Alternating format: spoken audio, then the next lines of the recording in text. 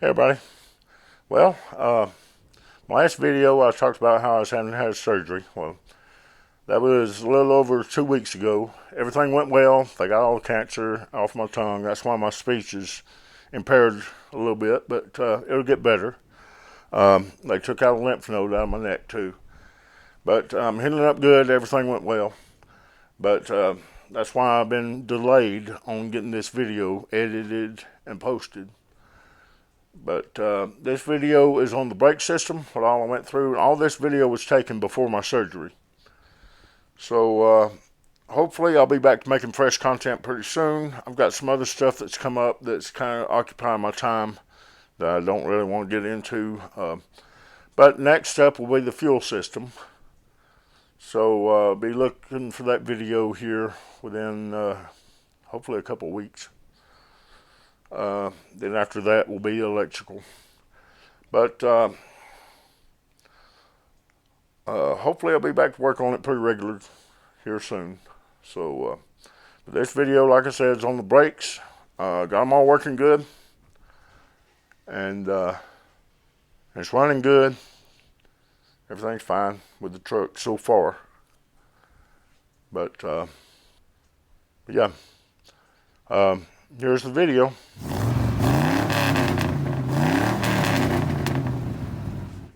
Everybody, well, this is part 5. Trying to get this old truck on the road again. Since I missed my deadline, I'm kind of taking my time, make sure I do everything right. I was going to do a couple of shortcuts with the master cylinder and everything, but I decided to do it right. Since I missed my deadline, I'm going to take my time. And I put a dual chamber master cylinder that I borrowed off of another future project vehicle. I can get another one for it in the future, it's not a problem. And got the proportioning valve off of my 68 Thunderbird parts car because it was easy to reach right there under the hood. The ones on all these trucks are down in the frame rail. So I'm just going to hook this one up and the lines and the proportioning valve down on the frame rail. I'm just going to leave that there. It'll be fine. So, got to remove some old lines. Some lines bent up and start hooking stuff up. Okay, so I've got the dual chamber master cylinder in and the proportioning valve. I made my own bracket to mount the proportioning valve to, and it should be fine. So now I've got to run my supply lines from the master cylinder to the proportioning valve. Alright, now then this one needs to go here. This one needs to go here. But I'm just going to make new lines and run them from here to here and from down here to here. So, because these lines were like this on that Thunderbird, and the master cylinder on the Thunderbird, the lines came in on this side. So this one was the front chamber and this one was the rear chamber. So it'd be pretty simple, just a couple of short pieces of line and some fittings. Just got to be careful bending them up. And I've got to route them to where they won't interfere with each other or any of the other lines. So the one for the front chamber, which goes to the rear brakes, I'm going to run the line from here up at an angle here and then straight in. And I just got to be sure I clear where all my other lines are going. I may run it back here and then up and in. Then this one here will go back here. So I'll run the line up, probably up and over this line, then back down and into this hole here. And then the rear brake feed comes out of here, goes down into the back, And then the way there was on that Thunderbird, this one side here fed this side, the driver's side front brake, and this one fed the passenger side front brake. And for those two, and for the rear brake line, I'm going to run extra and make a couple of coils like these, so there'll be some flex in there if I need it. And should have brakes on it pretty soon. This is the old line that went across the cross member. I'm going to use it as a guide to bend up my new line. And this is the side. The brake line broke when I took the fitting out of the rubber line on that side. Like I said, I've already replaced the rubber lines on the front. And so I'll need to make it just a little bit longer than that. And then just follow these bends. Then from here is where it came up just before it went up to the frame rail. So from here, I'll just come straight up through here, and I'll be able to put in a couple of loops for to have a little flex, and then run it right into here. And then one for this side, just got to run it from this was the line. Just got to run it from the rubber line up under the frame rail, then up a little bit of an angle, and then come straight up, and then bring it around.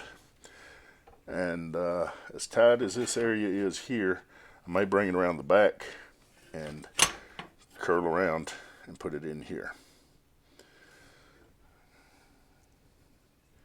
And that'll be fine. And these two lines that were already on this proportioning valve from the Thunderbird, they're in good shape. They're not rusty. They're just dirty. I'm going to leave them on there because they appear to be fine. And hopefully we'll have some brakes here soon. I have to bleed them, of course, but that goes without saying. I've got a bleeder kit that should let me bleed them by myself without having to have another person to pump the pedal. Alright, let's get started. For these short pieces that I don't have one to use as a guide, so I can use this one as a guide to bend up the line going to the other side across the cross member. But since I'm making completely new lines with all new bends going from here to there, I'm going to use some baling wire to just kind of mock up some bends and everything. Then I'll know how long of a piece I need, and I'll be able to cut my line using this as a template. And now then, I can use it to figure out my bends here. So like down there, I'll need enough of a straight piece to be able to put my fitting on and then flare the end.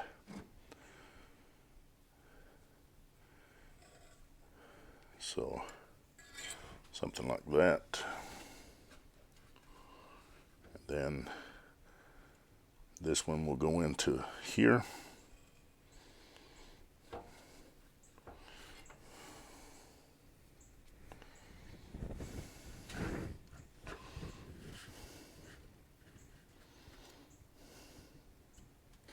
Okay.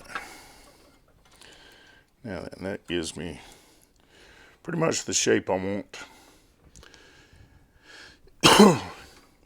I could probably make it better and prettier, but this will give me the clearance I need in the middle of it here to be able to run this line and this line.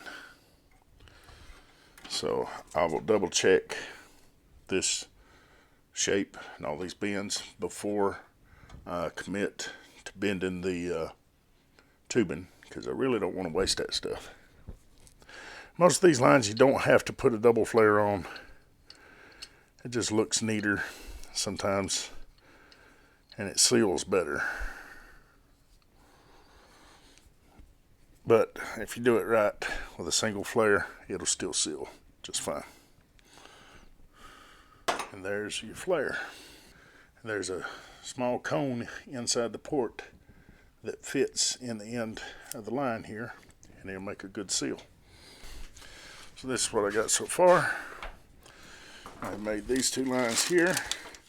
They ain't the prettiest, might not be routed the best, but they're clear of the wires. That wire's not touching.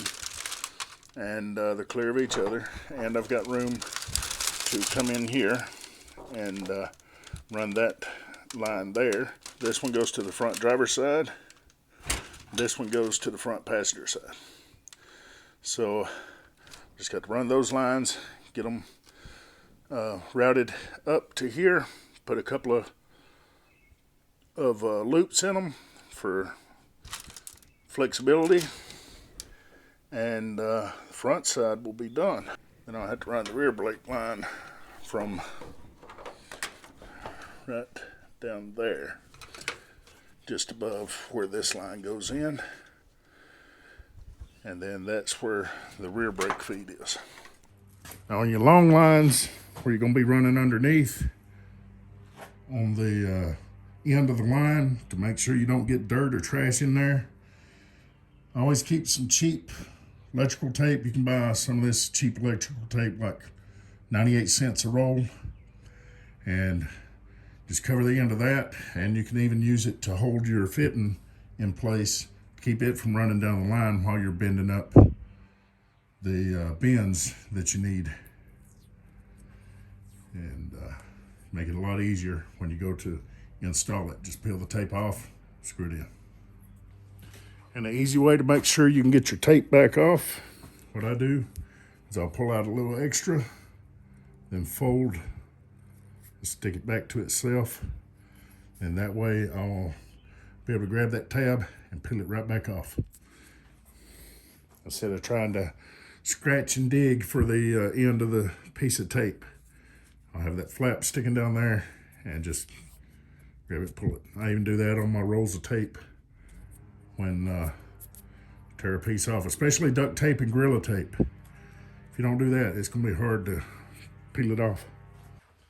All right, there's that part. Looks pretty close. I can fine tune my bends as I need to underneath. And I've just got to run enough extra here to run from the frame up to the proportioning valve now. I'm not going to cut it until I get it in place, because I'm going to have just enough of this, maybe a little bit extra, to be able to do the whole truck. I can use some of the bigger line. I've got some 1/4 inch line I can use if I have to on the back, but I'd rather keep it all the same size. All right, show you guys how I've got these brake lines run. These here, I was gonna put loops in them so they'd have some flex, but there's plenty of slack here. That's why I left an extra bend. This loop here, I had to stretch it out, because I was trying to save as much of this tubing as I could so I'd have enough to run to the back brakes. And there's plenty of flex here. Should be fine. This one is the one that goes to the driver's side front brake. This one goes to the passenger side front brake. And right here, that one goes to the rear brakes. I've got everything bent and secured where it's not touching anything and shouldn't rattle. These two lines are pretty solid where they're attached down underneath, and I took a zip tie and snugged them together so they won't be banging against each other. And show you what I got going on underneath here. Let's see here. Here's the line coming to this driver's side front brake. Goes around under the frame here, then up, and then the other one comes down, and I've got it secured in the factory mounting hardware. Got it bent to follow the cross member and secured over there on the other side. It dips down under the frame rail and connects into the end of the rubber hose that goes to the passenger side front brake. And the rear brake line, let's slide under here a little better. Got coming down through here, and got it routed inside the frame rail like the factory. And I just zip tied it to the old brake line just to keep it from rattling. It should be fine. I didn't bend it to fit it around in this loop here like the factory one does. And then I'll have to get underneath in the back, make those final 2 or 3 bends where it connects into the rubber hose back there. And I'll do that after I get done up front. I'm gonna jack up the back end and be able to get underneath there a little easier and change out that rubber line, and then get that hard line attached. But while I'm under here, look at this underside here. I mean, it's rusty, but there's no real bad rust holes. There's a tiny one there. This is the floor of the cab under the seat. This is driver's side floor pan. I mean, it's rusty. A couple of small holes, but nothing you can stick a finger through. So yeah, that's a good old Southern vehicle here. This truck has been sitting for over 20 years. It sat for a couple years before I got it, and I got it 20 years ago. But yeah, passenger side floorboard. It's actually a little bit better because it had a little bit of an oil leak over there. But yeah, for everybody that said this truck was rotting away to nothing, still looks solid to me. Nobody believed me when I said it was still solid, and it is still solid. Even the bed being full of leaves and crap for 20 years. Like, there's no rust holes all the way through. Just some expected surface rust. And, well, it's a little worse than surface rust. It is pitted. The bottom of the cab here has some in that I just noticed. But that's normal on these old trucks. But you got to think, too, this is a 66 model. But pretty much all of them rust out here. Most of them worse than this because dirt and trash gets trapped down in here, and it holds moisture. So, yeah, guys up north, man, I feel for you having to replace all these floor pans and everything. But I'm just lucky. I'm not bragging. I'm not trying to make you feel bad. I'm actually impressed with how good this is myself. Because they do tend to rust pretty bad down here in the south sometimes too. But not this one. All right, let's get out from under here. I think I'm about done for tonight. Okay. Today we're going to try and bleed the brakes, at least the front ones. The front brakes and rear brakes are all separate. The lines are all separate and everything. So if I can get all the air out of the front brakes, then I should be good to do the rear brakes later. I've still got to finish them up. I'll probably do those here in a little while. But I need to jack up the rear end to do the rear brakes, and I'd rather have the front end back on its wheels and tires on the ground, so less chance of it falling, because I don't like having a vehicle, up off the ground on all 4 corners if I can keep from it. So if I bleed the front brakes, put the front tires and wheels back on, and then I can jack up the back end, take the rear wheels and tires off, finish up the brakes back there, get those bled, and then we'll be ready to try it out here soon. I've got this brake bleeder kit here. So I've never used one of these before, but from the looks of it, you hook your air line in here from your compressor, and you squeeze the air, and then the low air pressure flowing through will suck the air up from this container, which should pull fluid through this tube here. This hooks onto your bleeder valve on the wheel cylinder. So in theory it should work. Like I said, I've never tried one of these, and we're about to find out. This kit came with this container where you fill it with brake fluid about halfway, and then you put it into your master cylinder. But I think it's made for a different type of master cylinder, but I can make it work with this one. But all it does is it gives you more brake fluid to be able to pull through the lines, so you don't wind up running out up here and then start sucking air, and then you have to start over again. But I've got a big enough reservoir on this old master cylinder.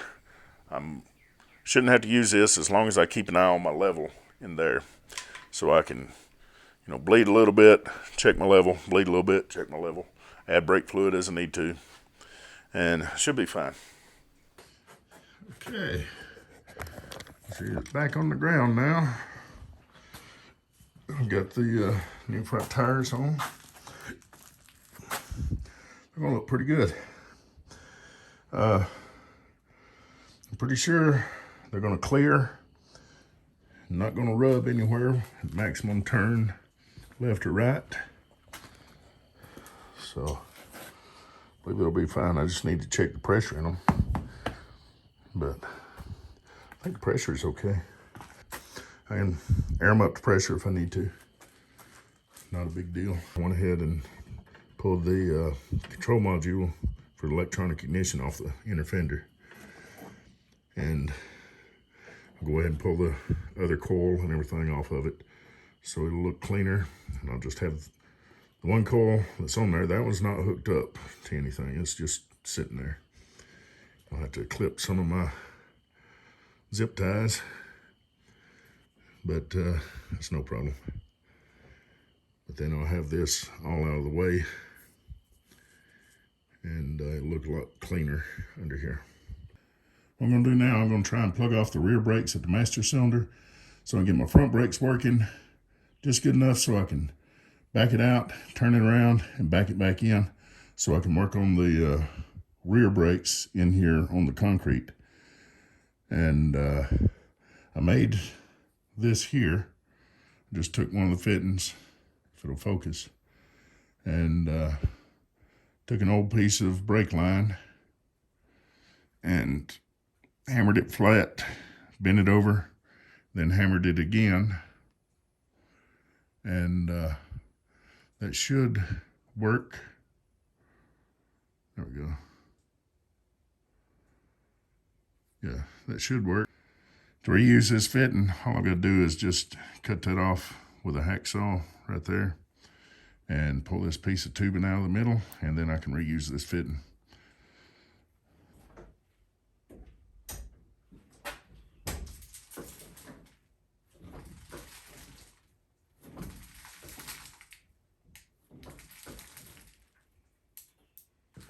Okay, well, it appears I've got brakes on the front now.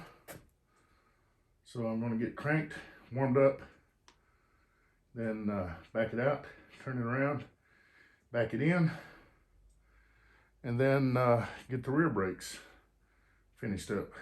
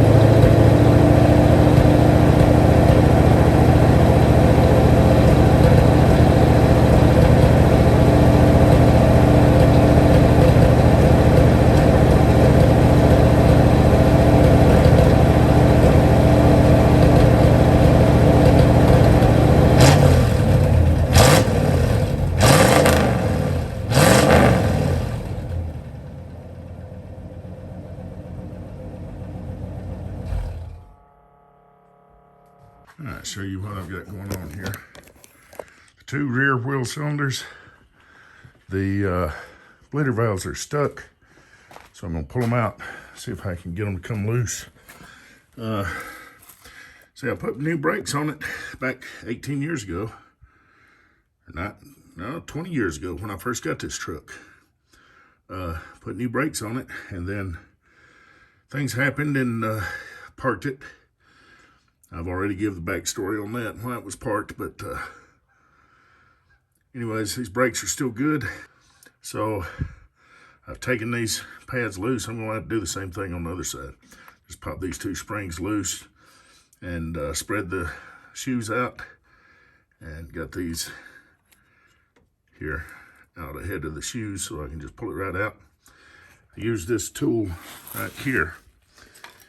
This tool is made for brake work that I believe my dad had left over back from when he used to do mechanic work.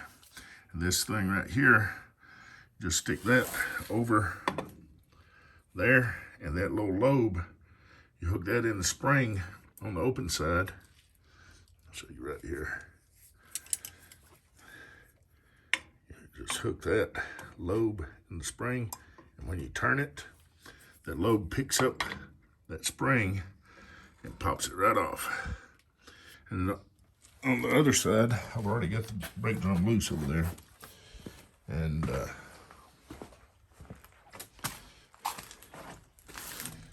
I actually got one of my studs here that's broke off. So I'm gonna see if I can punch that out and get another one put in. Maybe.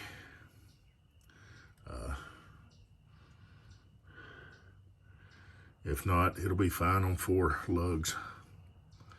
But yeah, I've got to pull this one out too. So I'll get started on that. Yeah, I think I need to just order some new wheel cylinders. After seeing the shape of these, I'm wondering about the front ones now. Front brakes were working because I was able to stop it when I was turning around. It didn't pull to one side or the other. Didn't seem to. So maybe the front ones are not as bad.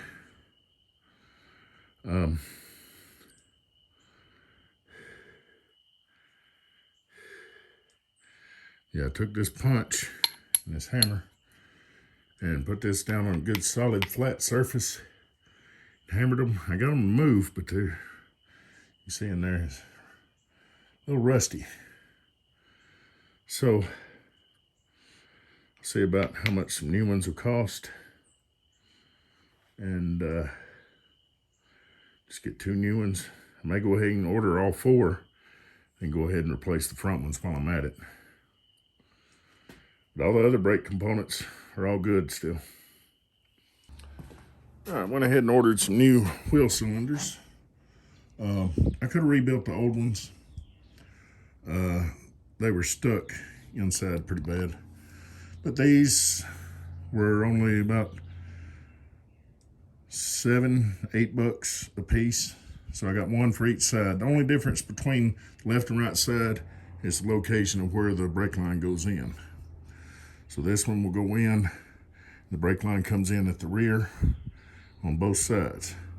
And the other side is the same way, it's just the brake line goes in here instead of here. And I've got the one for the other side over there already. Actually, it's laying right underneath there.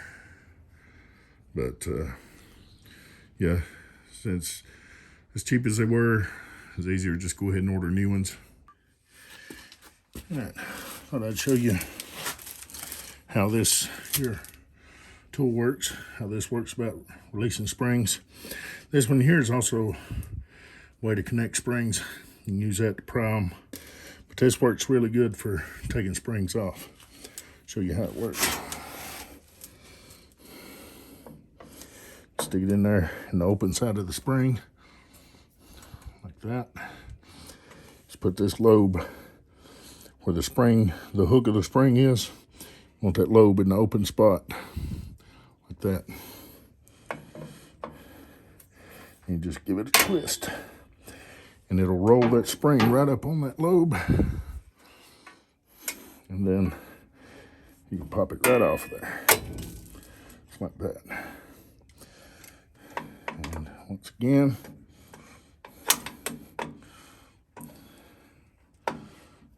sometimes it takes a little bit of work. Get it in there. Sometimes you have to go at a little bit of an angle and let it pick up on one edge of it.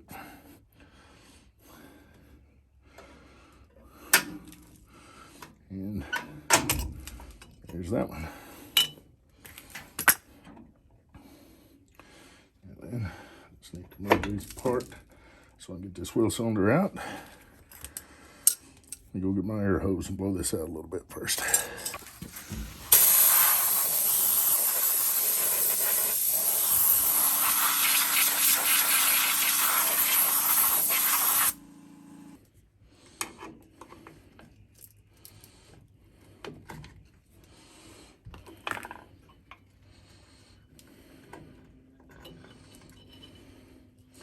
Okay, there's the old one.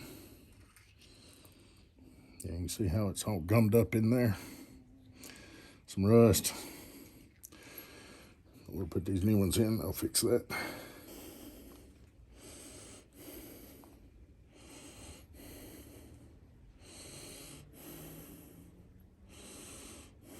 Just had to force these back into the rubber grommet here on the end.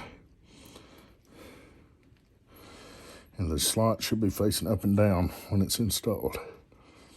Now this little rubber plug here, I'm just leaving it in until I get ready to put the brake line in. It comes out real easy, but that'll keep dirt out of it. And it's got a little rubber cap over the bleeder valve. That you just pull off, bleed it, and just snap it right back on. There's 2 bolts on the back of each wheel cylinder that hold them in place. I just didn't film removing them or putting them back in because it's hard to get the camera up into the back side of the brakes there. Okay. And then just got to reattach the springs.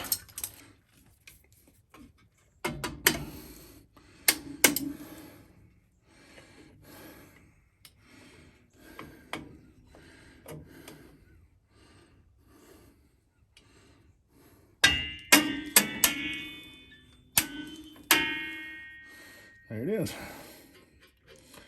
I'll hook back up.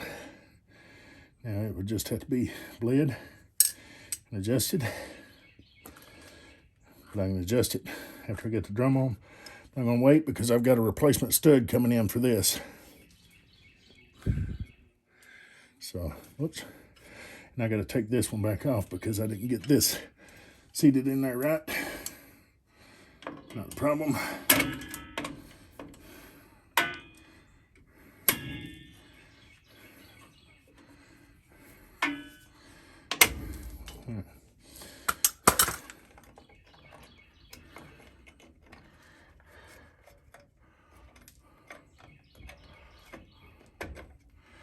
Okay. Before you hook up this side, I want to make sure this is in its slot like it's supposed to be. Or you ought to take it back off like I just did.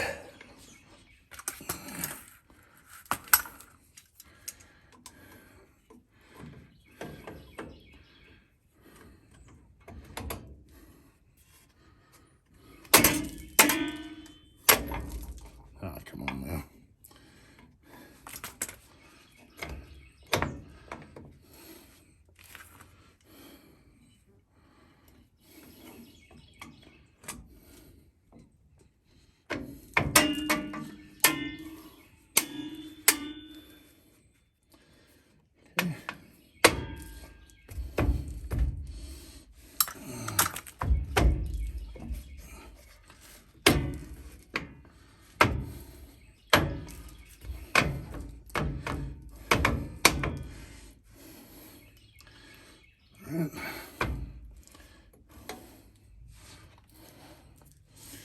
And then that will seat properly after I get the drum on.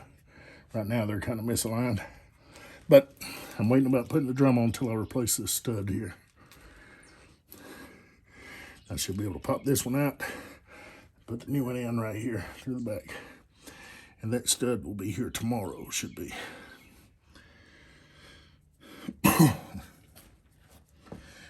after I get the drum on. Got an adjuster back here. There's a slot in the back. You can run a screwdriver through, and I can't see it right there. Put this down. There we go. Yeah, the adjuster right here.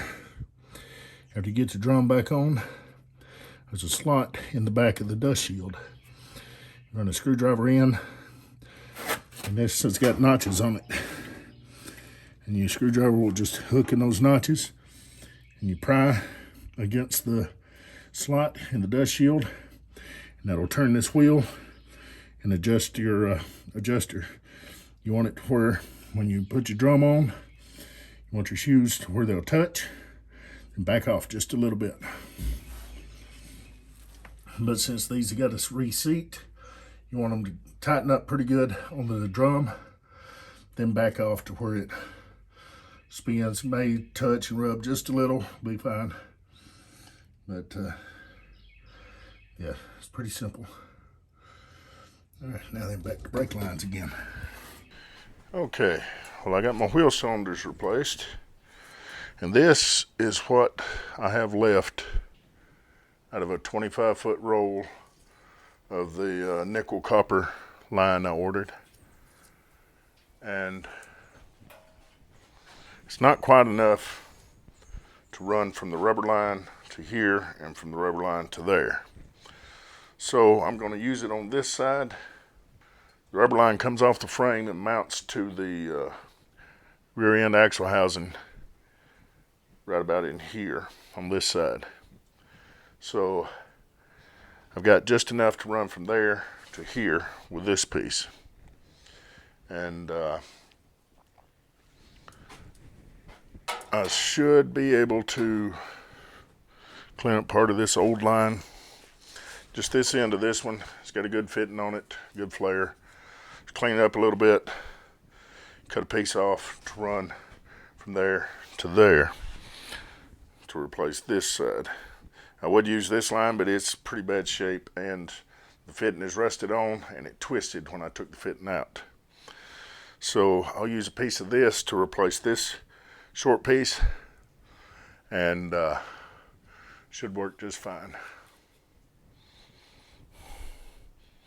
This doesn't look too bad rusty. I don't see any holes. So I'll just cut off a piece of this, long enough to replace this piece under there, because this is the old rubber line in both brake lines. Now, they had worked on them before and put this weird bend in here to take up slack going to this side. So, but this is how it looks under there. The rubber line comes into a block. This mounts, there's a bolt that goes through here for the breather valve for the rear end, and that's what holds this in place on the rear end. And then your lines split off this going to the left and right sides. And I've already placed this. I've just got to attach this end of the new one to the rear end, then run my two brake lines and bleed both sides. And I got to wait on the lug stud, which should be here tomorrow, before I can finish up on this side. But make what progress I can until then. And I noticed my front brakes are leaking, so I'm pretty sure I got to replace my front wheel cylinders too. They were working good enough to stop it, but I'm pretty sure the inside of them is the same as the inside of the wheel cylinders on the rear, all corroded up and stuck. So I'll see about ordering new wheel cylinders for the front. If I can't find new ones, I'll find me a rebuild kit for them. But we'll get them redone and get them where they don't leak and work like they should. All right. That was all I had left of that 25-foot roll. All I like is running from the rubber brake line where it attaches to the axle housing on the rear end to this side. So you reused a piece of the old. This piece is in pretty good shape. It's a little rusty on the outside, but it's nothing rusted through. It'll be fine.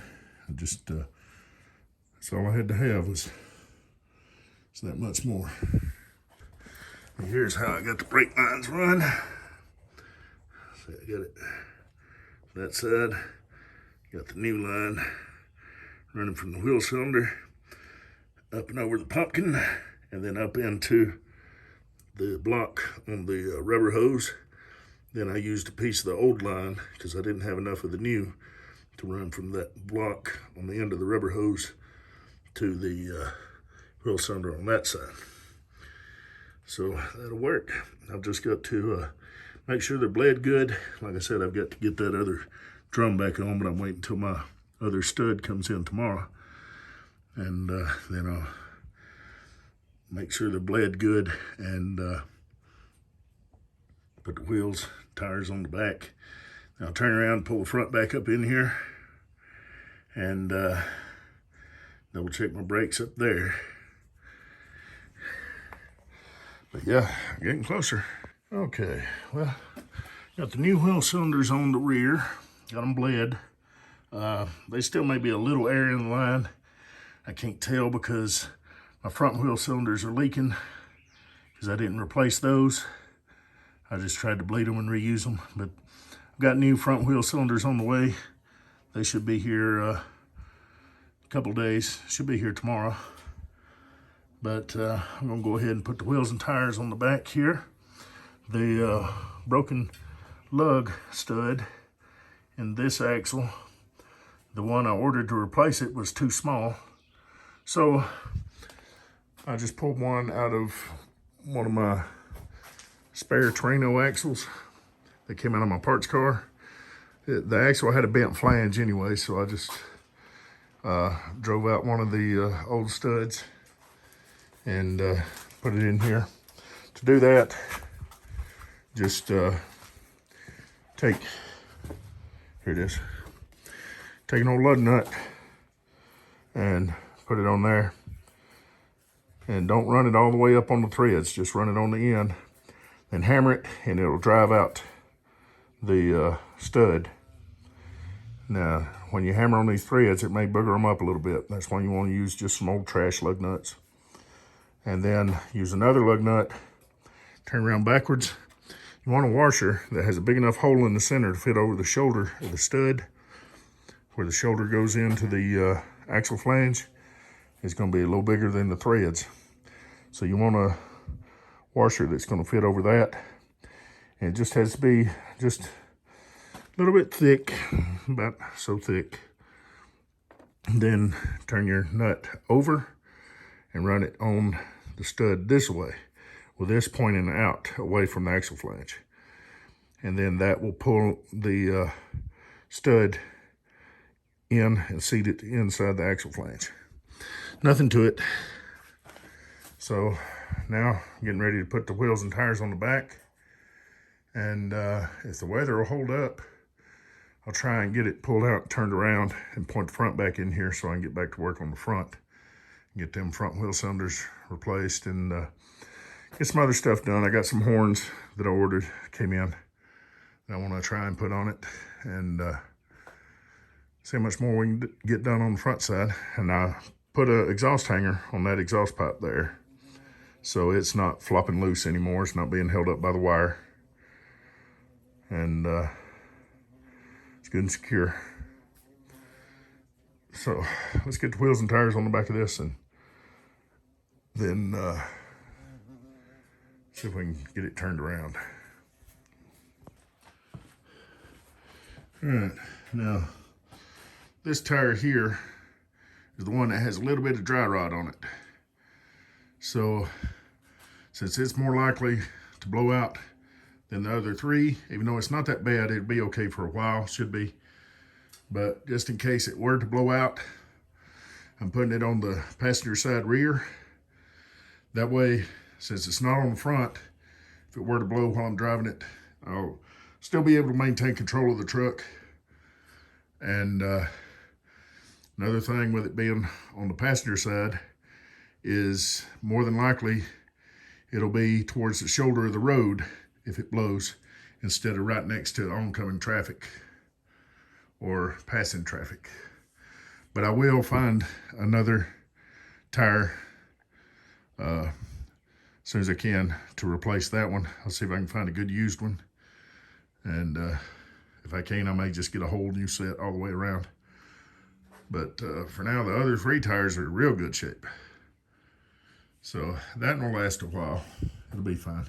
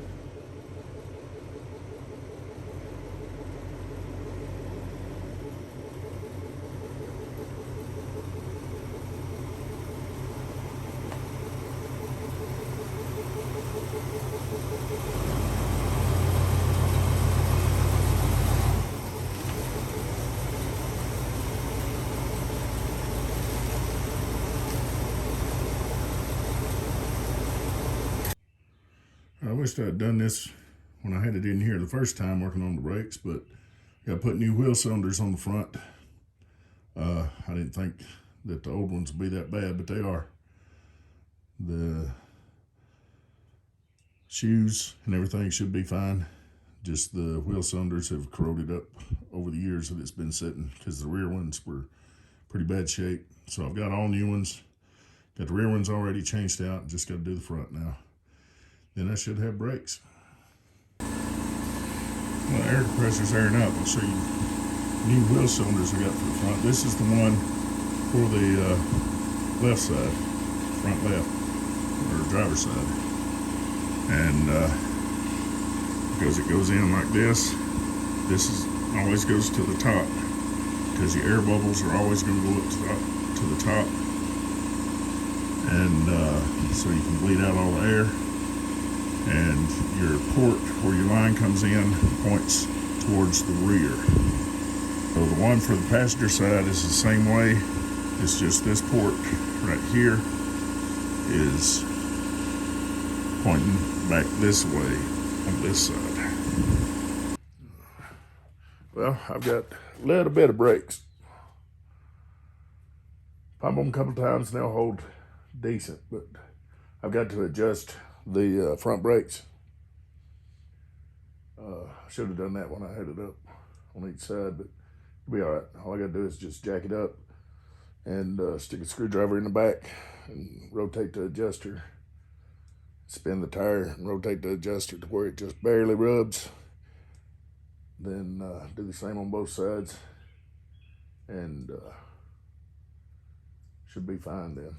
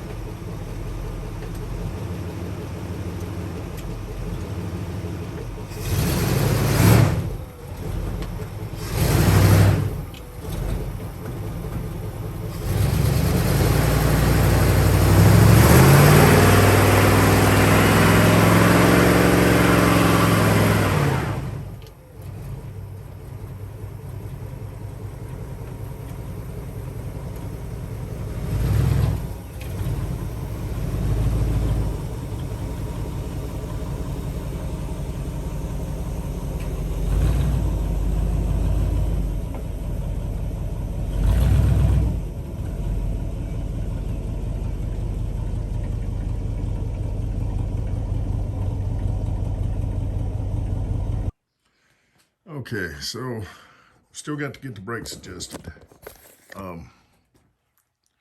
This one, the front driver's side, is grabbing, and the front passenger is slipping a little bit.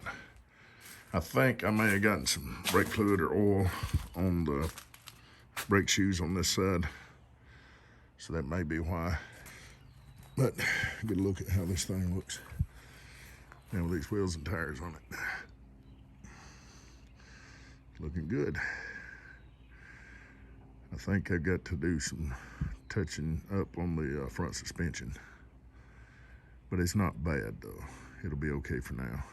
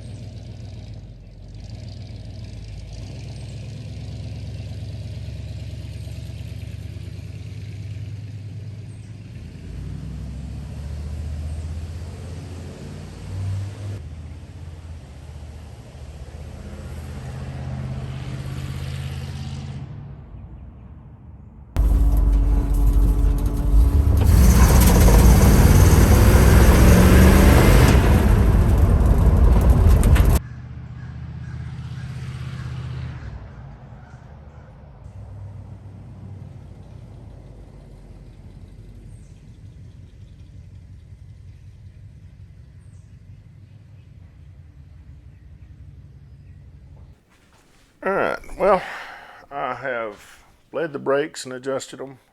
Brakes are working very good now. Very, very good. Not perfect, but plenty safe enough. I have full confidence in the brakes now. Next up will be fuel system,